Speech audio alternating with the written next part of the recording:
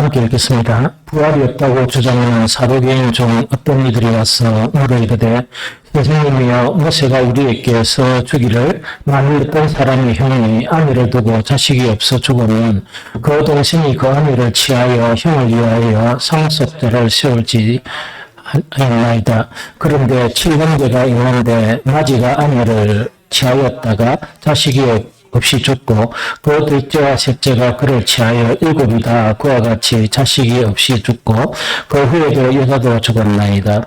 7이 다 그를 아내로 취하였으므로 부활 때 그 중에 누구의 아내가 되리이까? 예수께서 이르시되 이 세상의 자녀들은 장가도 가고 시집도 가되 저 세상과 및 죽은 자 가운데서 부활함을 얻기에 합당히 여김을 받은 자들은 장가가고 시집가는 일이 없으며 그들은 다 죽을 수도 없나니 이런 천사와 등등이요 부활의 자녀로서 하나님의 자녀이니라.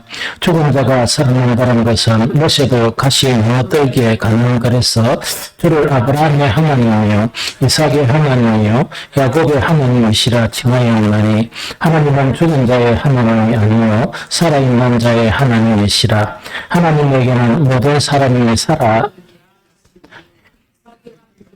이들이 말하되 선생님 잘 말씀하셨나이다 하니 그들은 아무것도 감히 더 물을 수 없음이더라. 아멘. 그 20장의 이 내용 자체가 이제 그 예수님의 공생의 그 주간 중에 이 마지막 한 주간에 일어났던 그런 사건입니다. 이 성전에 올라가시다 보니까 그 당시에 예수님의 소문을 듣던 이제 유대의 그런 지도장들이 사실은 벼르고 있은 거예요. 어떻게 벼르고 있었는가 하니까 우리가 이제 정말 그 예수님이 그리스도가 아니란 사실, 그 사실을 갖다가 이렇게 밝혀야 되겠다. 이게 이제 시작된 게 바로 이제 뭐냐니까 차례차례로 이제 예수님께 와가지고 이렇게 이제 질문을 하고, 이 질문이면 예수님이 이제 그게 곤란한 그런 지경에 있을 것이다. 대답을 못할 것이다. 이런 식으로 질문을 해요. 그래서 먼저 그 서기관들과 대제사장들이 이렇게 질문을 하면서 그 앞에 내용도 있지만 가이사에게 신을 바치는 게 옳으냐, 옳지 않느냐. 그러면서 이거는 이제 피할 수 없을 것이다. 왜 로마가 있고 또 황제가 있고 그걸 반역하면은 바로 죽음이니까 그렇게 이제 그 질문을 하게 되고, 예수님은 그 가이사의 것은 가이사에게, 그 다음에 또 누구 것은 누구께?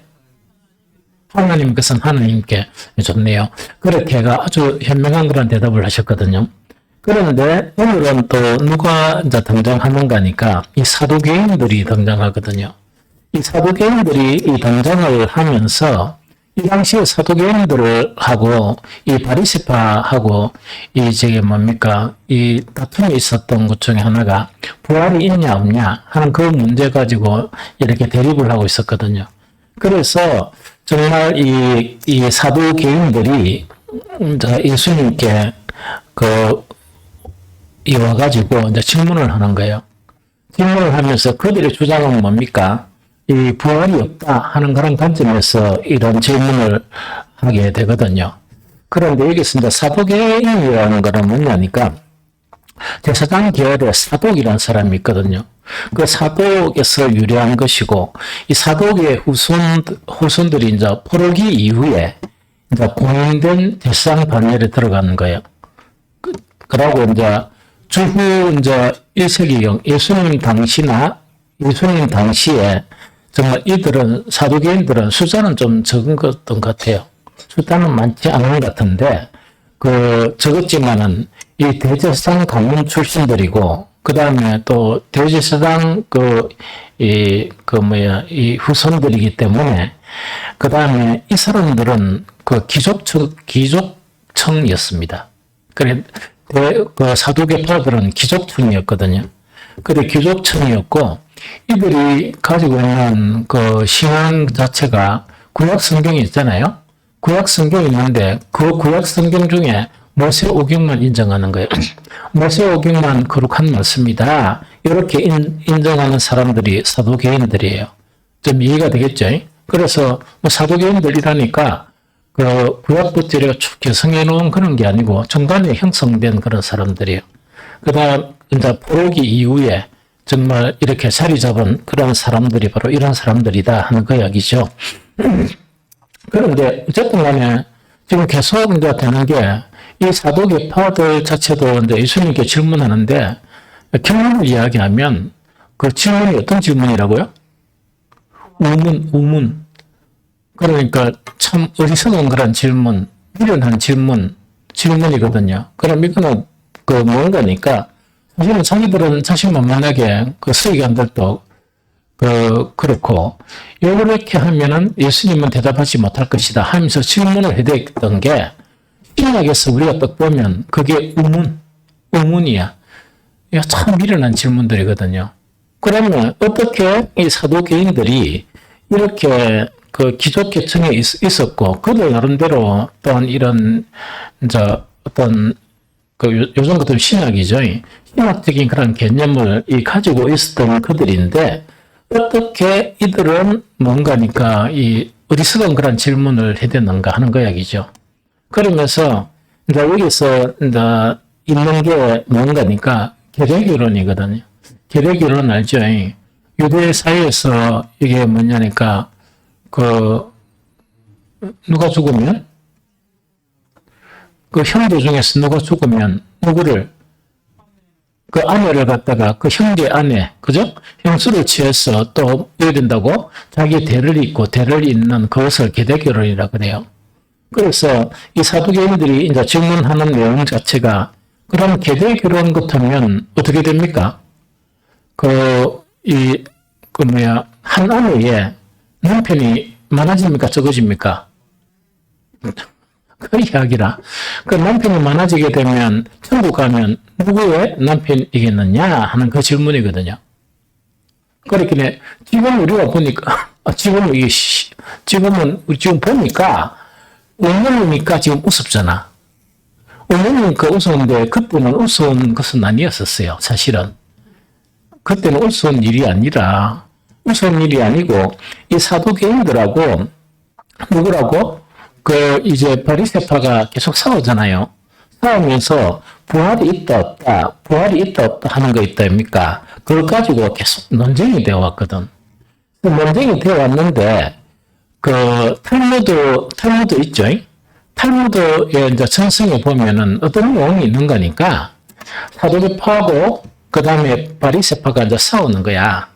이제 싸우면서 이제 바로 이 사두개파가 이제 공격을 한 거예요. 너희들이 뭐냐니까 부활이 있다 그러면 그럼 이걸 한번 답변해봐라 하는 그 이야기였어요. 그러면 예수님한테 질문하고 똑같은 질문을 한 거야. 무슨 말인지 알겠죠? 그래가지고 이렇게 해가지고 이제 있으면은 부활이 되게 되면은 뭐라고요? 이 남편이 누가 진짜 남편이냐 하는 이제 그거를 갖다가 이제 따진 거예요. 이해됩니까? 그러다 보니까 그때 바리새파의 위대한 랍비들 있죠? 그 선생님들이 뭐라고 대답하는 거니까 첫 번째 남편이 지 남편이다 이렇게 대답했는 거야. 근데 이래 하다 보니까 막 벌떼처럼 이 사도개인들이 농락을 하다 보니까 창피는 시컷 당해붙는 거야. 그래서 이때 누가 이겼습니까? 사도개파들이 이겼지. 왜냐면 이랬으면은 이렇게 가봐야지 이래 보면 되는데 그죠? 뭐 안다 하고서 첫 번째 남편이다 이래 보다 보니까 막 공격을 하다 보니까 이 대답을 못하고 이래 된 거야. 그래서 어찌됐든 간에 서기관들 자체 바리새파들이 어떤 질문을 해가 가이사의 세를 바치는 것이 맞느냐 안 맞느냐 이래가 자기들은 수도권을 자기들이 가지려고 그랬던 거예요. 왜? 그 당시에 예수님의 인기는 절정에 있었고 예수님만 꺾어버리면 왜 된다고? 자기들이 맞다 하는 그게 되는 거야. 그런데 무참하게 가이사의 세를 바치는 것 가지고 서기관들과 바리새인들이 무참하게 끝나쁜 거야. 사도계파 사람들이 뭡니까? 찬스다. 이제는 우리가 이렇게 모든 이 주도권을 형성할 수 있는 기회다 해가지고 옛날에 누구를 묵사발을 했습니까? 이 사도계파들이 바리새파를 묵살을 해본 거야. 랍비들을. 묵살을 해봤으니까 예수님도 여기서는 벗어나지 못할 것이다 해가 대대 결론을 가지고 그러면은 똑같은 질문을 해댔는 거야. 그 질문은 뭐냐? 그러면 그 여자는 남편이 누가 남편입니까? 하는데 그거를 이야기한단 말이야. 그러면서 자기들은 속으로 뭐라고 이야기합니까? 이제는 정말 이 예수도 물리치고 그 다음에 누구도 이 바리새파도 물리치고 자기들이 주류가 되는 그런 기회가 왔다 해가지고 그 질문을 이렇게 한 거예요. 이 무슨 말인지 알겠죠? 그런데 이론적으로 생각하다 보니까 뭐냐니까 도저히 뭐라고? 도저히 예수님도 이 질문에는 이 공격에는 피하지 못할 것이다 해가지고 질문한 게 오늘 본문의 내용이다 하는 거 이야기죠. 그런데 우리는 지금 다 아니까 결과를 다 아니까 그것이 뭐다? 미련한 질문이다. 그 당시에 이 사내들인의 소속이었던 사람들이나 제사장 직분을 가졌던 그런 사람들이라도 정말 어떤 지도층이거든. 지도층이고 그 당시에 많은 사람들이 선생님이었는데 왜 이런 미련한 질문밖에 할 수 없었을까? 이제 이것이 이제 오늘 이 그 본문을 통해서 우리가 가질 수 있는 그런 생각이다 한 거역이죠. 그러면은 이제 거기에 대한 그 해답 자체가 여러 가지겠지만 그들은 지도자들이었지만은 그들의 문제가 어떤 문제를 지니고 있었기에 또 이런 미련한 그런 질문밖에 하지 못했던가 하는 것을 생각해 보면 뭐냐니까 하나님께서 자기 백성을 위해서 이 준비한 장래의 일들 있죠. 영광스러운 일들에 대한 이해가 없는 거야. 근데 이거는 이때만이 아니고 오늘날도 그래요. 오늘날도 그렇단 말이야. 그래서 이것이 이해가 없으면 미련하게밖에 안 된다. 즉 이거는 뭐냐니까 하나님의 그런 지혜와 계시는 대단한 것이죠. 이건 맞습니까? 이 대단한 것이란 말이야. 그런데 문제는 그 지혜와 그런 이 계시의 정신 자체가 형성되어야 돼, 사실은. 왜 형성되어야 됩니까? 왜 당연히 이런 지혜와 계시의 정신이 형성되어야 됩니까? 당연한 이유가 뭐죠? 영지야. 억수로 쉬운 질문인데.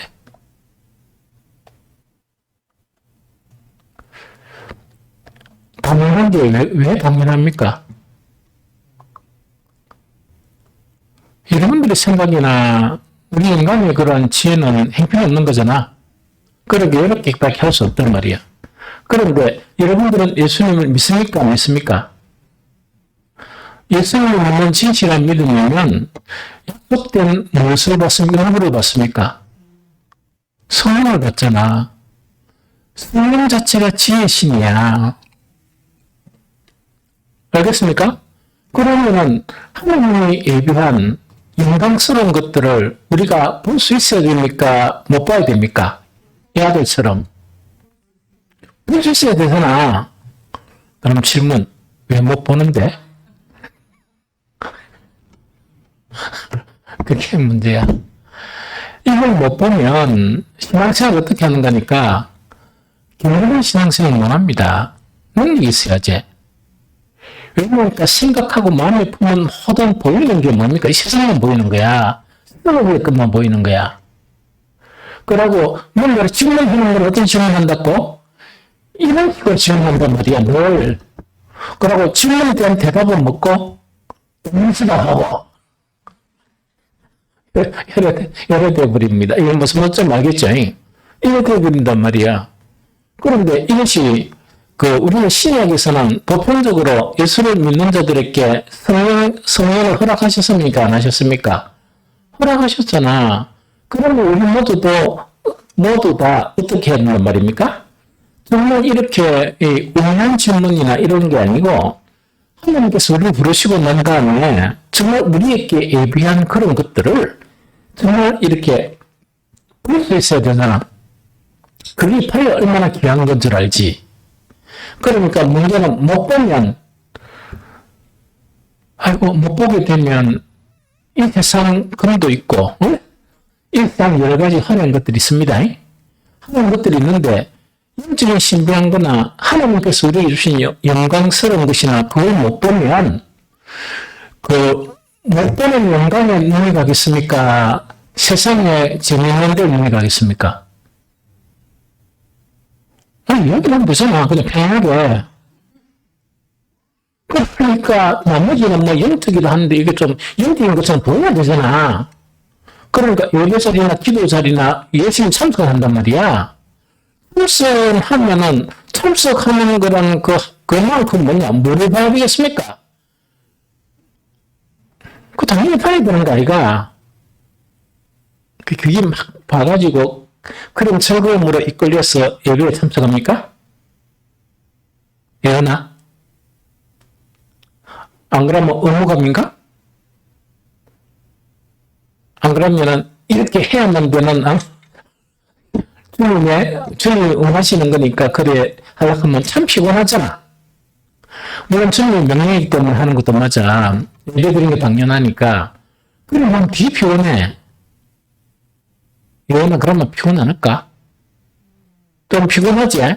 그런데 하나님께서 우리에게 이미 예비한 그런 영광들을 보는 눈이 띄우면은 의무감도 있지만은 그 영광 때문에 그 즐거움 때문에 기쁨으로 이제 되고 그 다음에 예배나 이런 기도 자체가 뭡니까? 이제 삶의 일부가 되는 거야. 그래 삶의 일부인데 어떤 일부가 되는가? 나에게 가장 귀한 내가 살아있다는 의미는 바로 이거다 하는 그런 의미로 그렇게 이제 되게 된단 말이야. 그런데 이제 그런 거를 못 보면 이 사도계파들은 뭐냐니까 사도계파들은 기조가 아이가. 사도계파들은 왜 부활이 없다고 할까? 응? 그래 기적이니까. 그래서 여러분들도 그럼 잘 몰라. 기적이 대박이 알아. 기적이 다 되면 뭔가니까 이승이 좋아. 가기 싫어. 어디? 참 가기 싫어.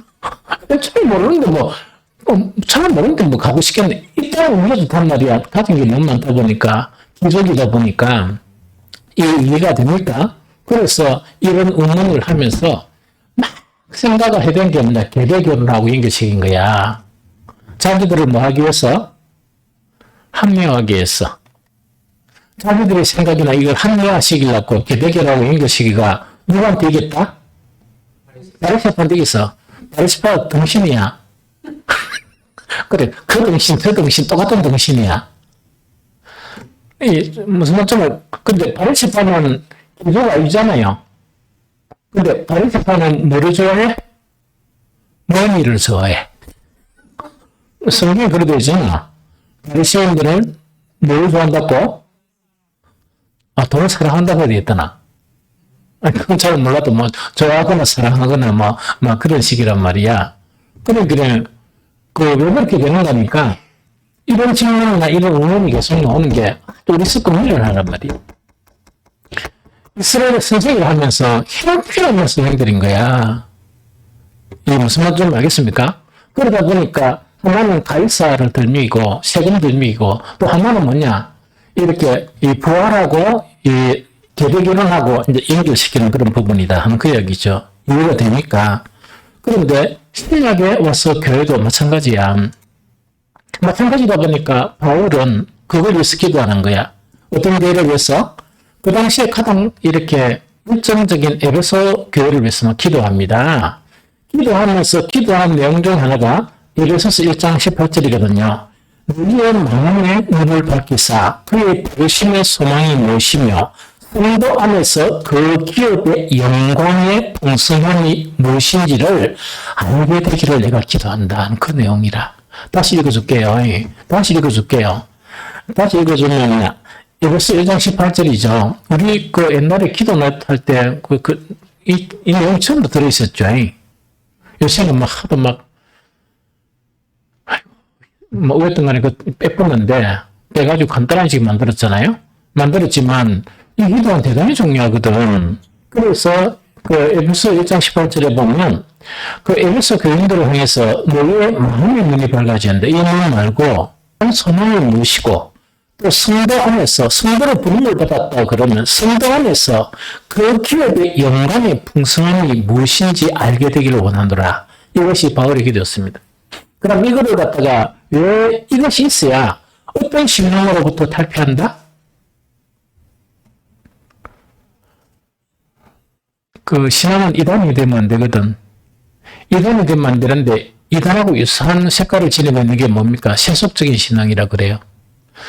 천국이 없이 세상을 천국이라 생각하는 신앙. 지금 이거는 내 개인적이야. 뭐 통계 놓은 것도 없고 내 개인적인데 대한민국에 한 50% 이상은 천국이 없을걸? 그리스도인 중에 세상이 천국이야. 그러니까 세상이 집사가지. 그런데 이 눈이 밝아지죠? 질문해볼까? 대답은 하지 말고. 여러분들은 세속적인 신앙입니까? 천국의 소망을 가진 신앙이에요? 대답은 할 필요가 없어. 세속적인 신앙 가지고는 천국에 갈 확률이 없을 것 같아. 혹시 그것이 여러분들의 신앙 목표라 그러면 세속적인 걸 가지고도 기도 엄청 열심히 할 수 있어요. 왜? 그게 지천국이니까. 예배도 엄청 열심히 참석하거든요. 그런데 마지막에 주님을 만날 때 나는 이를 모른다는 이야기라. 왜? 예수님이 전한 복음은 천국 복음이지 썩어질 세상의 영광 아닙니다. 이 무슨 말인지 알겠습니까? 그래서 대답하지 말은 거는 그거라. 혹시 여러분들이 세상을 붙잡고 있으면 지금 하는 거 이거 필요 없습니다. 꼭 교회는 오지 말고 딴 사람 잘 때 일해. 아니, 딴 사람 8시간 일하면 얘 8시간 일해보란 말이야. 그럼 8시간 일하는 사람이 돈 많이 버니까 얘 8시간 일하는 사람이 돈 많이 버니까 그러고 돈을 절대로 쓰면 안 돼. 조금만 쓰고 있다가 그건 또 아니네. 가니까 수급 버리면 그건 누구한테 가노? 머리 없었겠네. 그런 사람 많아. 쓰든지 안 그러면, 내가 시간이 없으면 못 쓰겠다 하면, 왜 돼? 이런 사람 죽으면 돼, 쓰라고. 좀 이해가 됩니까? 그게 멋진 인생이잖아. 좀 이해가 되죠? 그래서 어쨌든 간에 세속적인 신앙은 안 돼요. 그래서 이 사람들의 문제점은 어떤 문제점인가 하니까, 기도청에 있으면서도 뭐라고? 하나님의 영광을 볼 줄 몰랐던 거야. 우리를 위해서 예비한 그 영광 있죠? 그걸 볼 줄 몰랐던 거야. 그러니까 이 사도 바울은 뭐냐? 이 세상이 전부니까 부활이 없다고 이제 선언을 하는 거예요. 좀 이해가 됩니까? 그럼 바리새파는 뭡니까? 부활이 있다고 주장하면서 너를 사랑한다고 돈을 사랑해버리고 주님보다.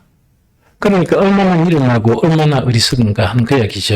이해됩니까? 그 다음 두 번째는 뭐냐니까 기도자의 위치에 있고 그들은 뭡니까? 모세의 율법 있죠.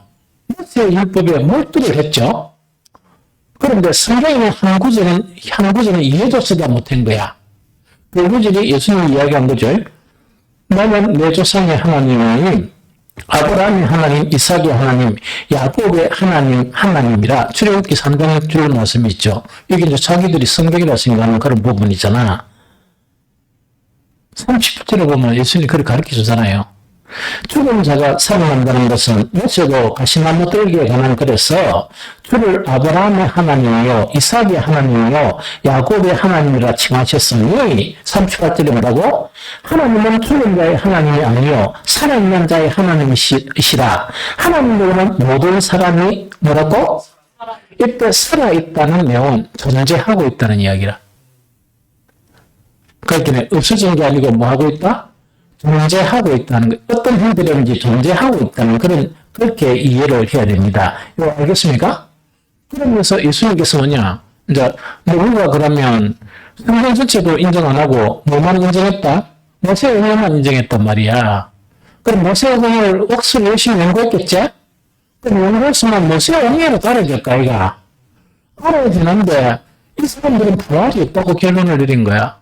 그럼 무슨 의견하려면, 이거는 또 돌려주는 내용이 있어. 그 내용이 바로 뭔가니까, 나는 내 조상의 하나님이니, 아브라함의 하나님, 이삭의 하나님, 야곱의 하나님이라, 이게 뭔가니까, 과거에 하나님이 없다 하는 게 아니고, 지금 그들의 하나님이라는 이야기라.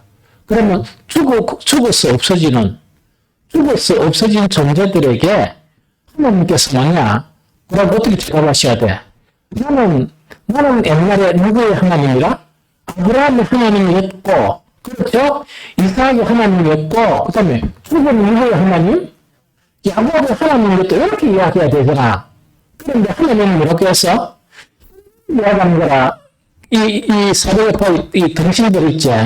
이 등신들한테 뭐라고 이야기하는 거니까, 그래서 현재를 이야기하지. 누가 이거 맞나? 누구 가지고.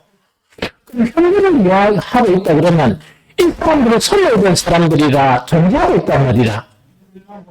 이거 지금 가르치는 거야. 이거 무슨 말 좀 이해가 됩니까? 그래서 이거는 뭡니까? 그 성경을 연구했지만은 이거 갖다 엄청 이렇게 연구를 많이 했을 거란 말이야.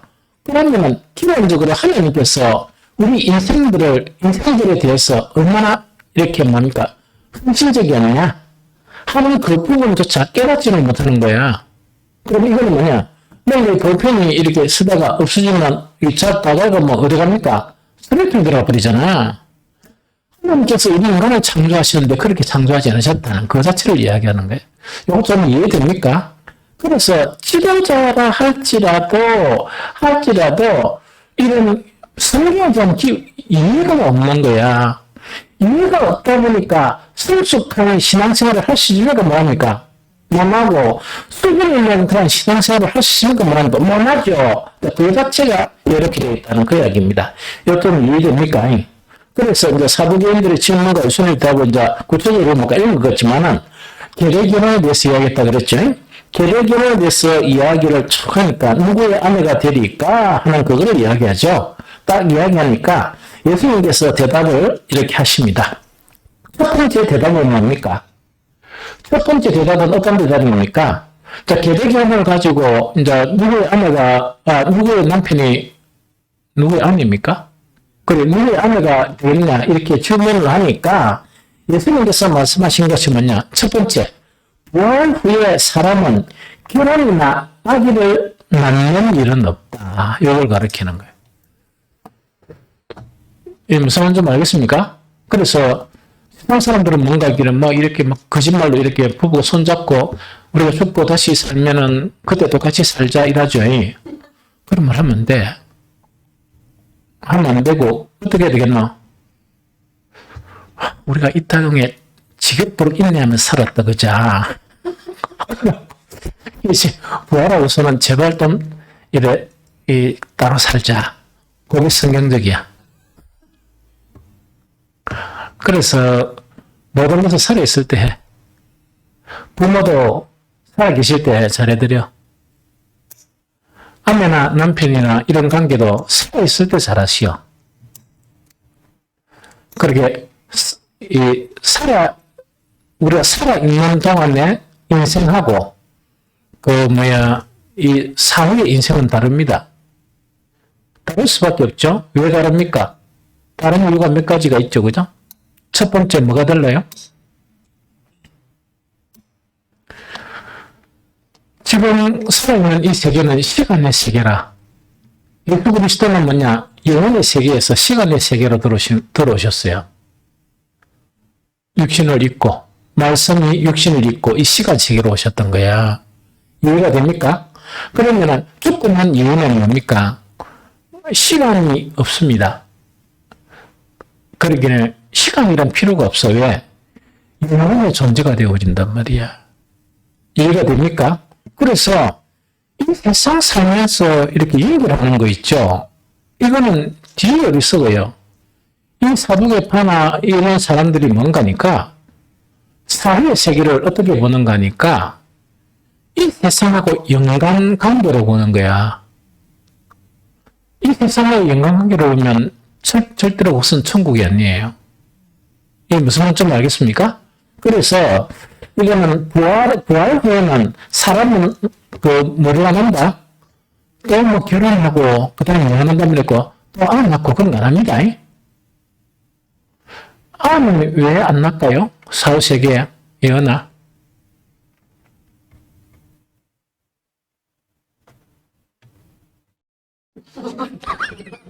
뭐라고? 방금 누가 뭐라 했는데?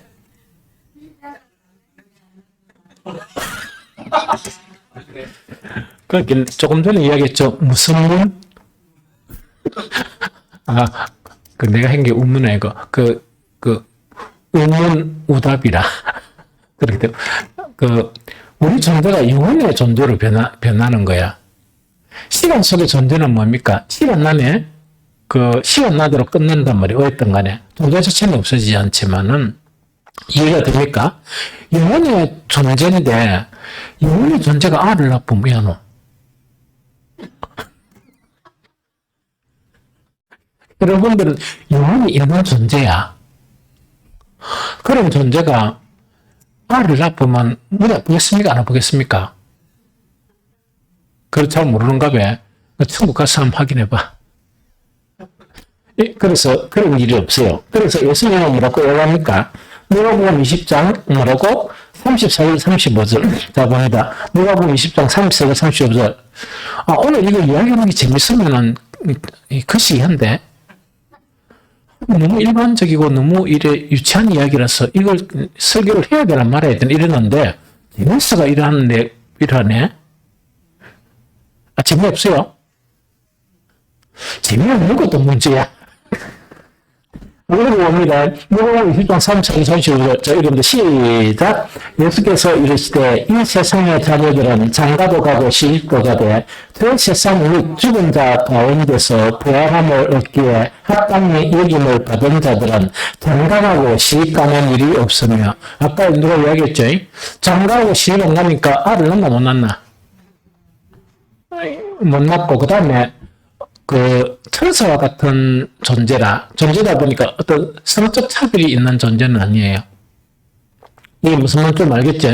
그래서, 내가 부활하면 그런 존재야. 그래서, 이 땅에 있을 때만 그렇지 아니고는, 그렇단 말이야. 우리 그리스도인들과의 관계를 뭐라고 얘기합니까? 지체와의 관계 엄청 가깝잖아. 그럼 더 가깝죠? 그러면은, 여러분들은 부모 자식 관계도 있고, 또 자식도 있고, 형제도 있을까, 이가? 그러면, 지체가 더 가깝게 느껴집니까? 육신의 형제나, 이 부모나 자식이 더 가깝게 느껴집니까? 이거는 뭐, 이야기하면 되잖아. 조용하네. 다 가까워야 돼. 한 가지 분명한 건 뭐냐. 이 땅에 부모나 자녀나 이랬으면 뭐냐니까 우리는 가깝지만은 또 한 가지 가져야 될 게 뭐를 가져야 됩니까? 책임감이 있어야 돼. 책임감이 있어야 돼. 그래서 이 세상의 만물의 그런 생물들이라도 물론 새끼 낳고 그 새끼가 자꾸 여러 가지 그런 종들이 있잖아요. 그러나 대부분 종 자체가 이렇게 유지되기 위해서 하나님께서 그 본성 가운데 뭘 주셨어? 새끼 자체를 보호하고 일정 기간 동안 이런 거를 주신 거야. 이게 무슨 말인지 좀 알겠습니까? 그런데 우리 하나님 형상을 타고난 사람들이 그 책임감이 없으면 안 되지. 그러고 사랑에 넌 아직 사랑도 안 하고 아직 결혼도 안 했잖아. 사랑에 가장 중요한 요소가 있어. 이제 사람이 사랑을 하다 그러면 사랑하는 감각적 요소가 있죠. 그리고 너가 이제 앞으로 결혼할 사람 만나면 딱 봐가지고 사실은 이 세상에 천년에 뼈금 가고 하는 거는 그런 사람 별로 없어. 다 그런 사람 다 그런 사람이지. 그러나 호감이 없으면 안 돼. 왜 사람마다 좀 이렇게 여러 가지 외모나 성격이나 그 사람에 대한 그런 그 취향이 다 다르잖아. 그래서 그런 것은 중요한 부분이에요. 이 중요한 부분이야. 그런데 그 사랑의 관계에서 가장 중요한 관계가 뭐냐? 책임의식이야. 사랑한다고 이야기하면 서로 간에 뭐를 지어야 돼? 그래서 절대로 만나지 말아야 될 사람, 무책임한 사람 있잖아. 그 사람 만나면 안 돼. 또 이런 사람 만나면 안 돼. 당신은 너를 사랑하니까 너를 책임져 줘야 돼. 이런 거 있죠. 좋은 말이지. 근데 지는 한순간도 책임 안 주는 사람이 있다, 얘가. 그런 사람 만나면 일평생 노예 생활을 합니다. 이해됩니까? 그런 인간들은 만나면 안 돼. 근데 여러분들은 또 막 희생정신이 강하잖아. 십자가를 지고 가는 거니까. 그렇죠? 막 그게 뭐 필요했나? 하나님의 사랑이 만족하지. 얘가 그렇게 살았죠? 그러나 그런 가정 속에서 행복은 찾지 마라. 왜 우리 육신적인 행복도 조그만한 게 있잖아. 그걸 거스려버려요. 포기하고 살면 돼. 그리고 혹시 그런 인간하고 만나가 결혼하면 포기할 게 많아. 하나씩 하나씩. 그래서 내가 행복을 느낀다는 걸 포기하고 살면 돼요. 무슨 말 알겠습니까? 포기하고도 막 그냥 살만 해. 살면 돼. 이해가 됩니까? 그래서 그거 가지고 멋이 앙다웅 하고 있다 이거 나는 요래 사랑했는데 니는 요래 사랑 안 하고 그런 쓸데없는 거야. 왜? 그런 사람에게는 사랑이라는 개념이 없습니다.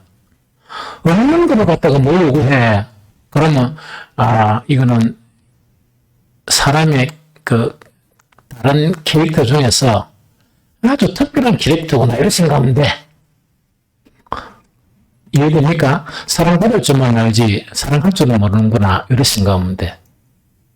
그래가지고 그래 살아야지. 그래 안 하면은 안 됩니다. 또 그리스도인으로서 살 수가 없어. 우리는 그리스도인으로서 하나님 아들로서 살아가야 돼. 그러나 결혼하기 전에 그 책임이 없는 사람 있죠. 그런 사람은 만나면 안 돼. 그리고 책임감을 절대로 못 가집니다. 책임 없는 사람이 뭐 앞으로 변화되어 가지고 책임감 있겠지 하죠. 확률이 너무 낮아요. 그래서 그 책임감 가르치려고 싸우다가 죽을 때까지 싸우다가 죽어버. 그렇다야 아마 대충 하고 살아란 말이야. 이거는 아주 귀한 교훈을 가르치는 거야. 그래서 똑바로 선택을 해.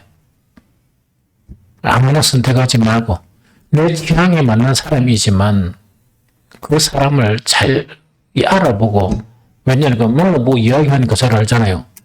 절대로 이러면 안 돼. 목사님, 야 결혼할까요? 사실 잘 몰라.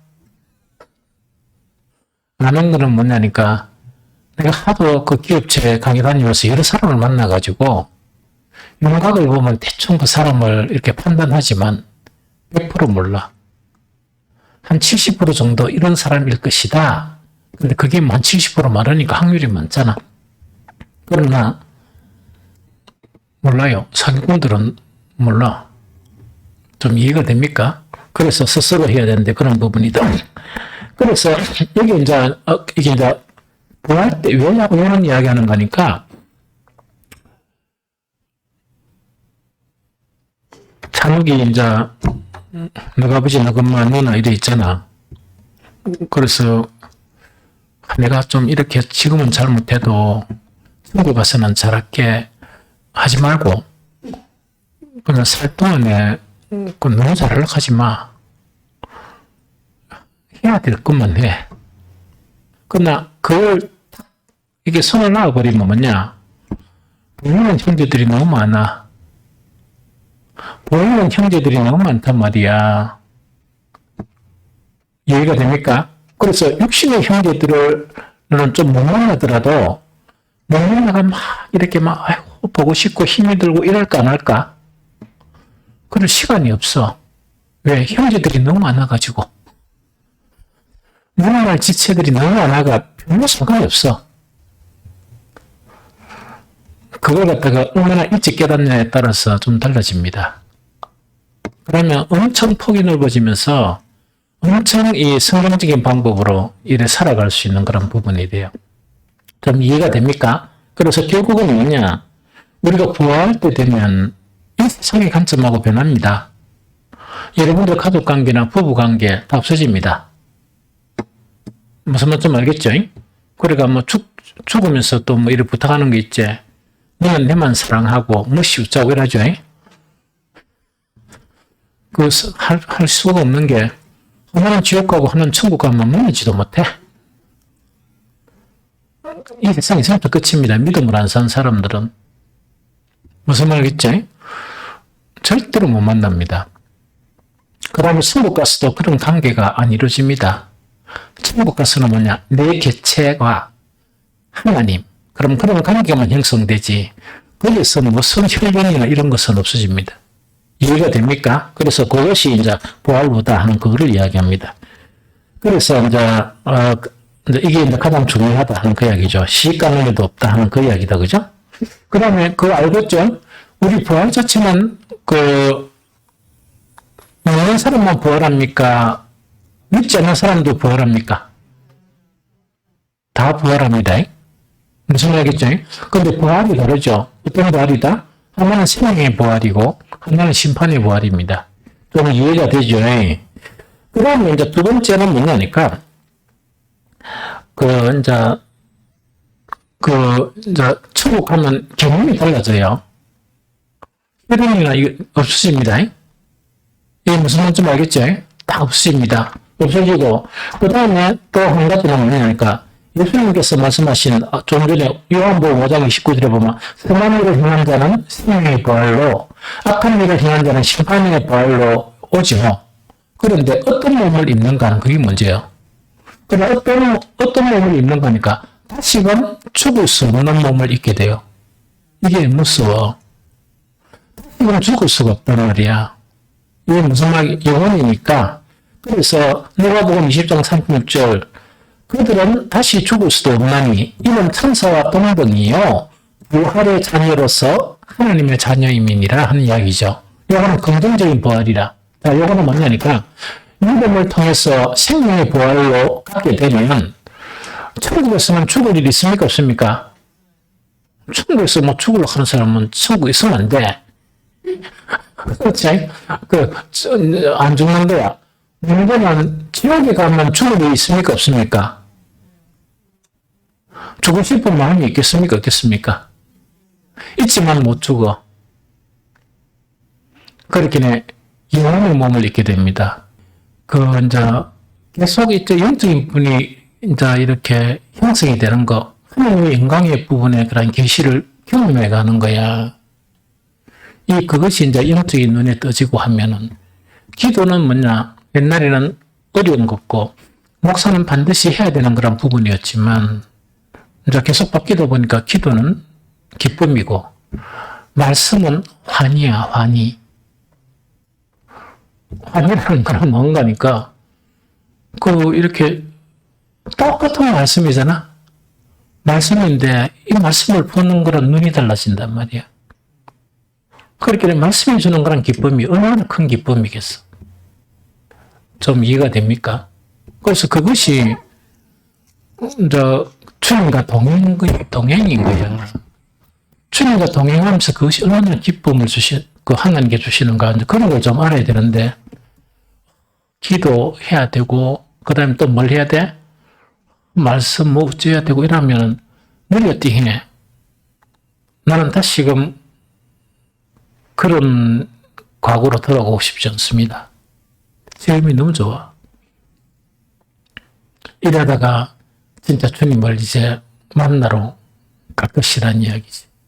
그러나 살아생전에 더 주님과 밀접한 그런 관계를 경험할 것이다 하는 것이 기대가 되는 거야. 하루하루 사는 게. 그래서 한 번씩 막 이렇게 막 톤이 좀 높아 이래도 이렇게 막 설교하는 게 뭐냐? 안타까운 거야. 신앙생활 그래 오래 했으면 뭔가 변화가 일어나고 이 사도개인들 우문하는 사람들 있답니까? 그런 수준에 자꾸 미에 있으면 그게 너무 안타까운 거야. 왜 그것을 탈피하지 못하는지 스스로 막 구속하고 스스로 미해가지고 자유도 못 누리면서 어떻게 그렇게 살아가느냐 하는 그게 안타까울 뿐이라.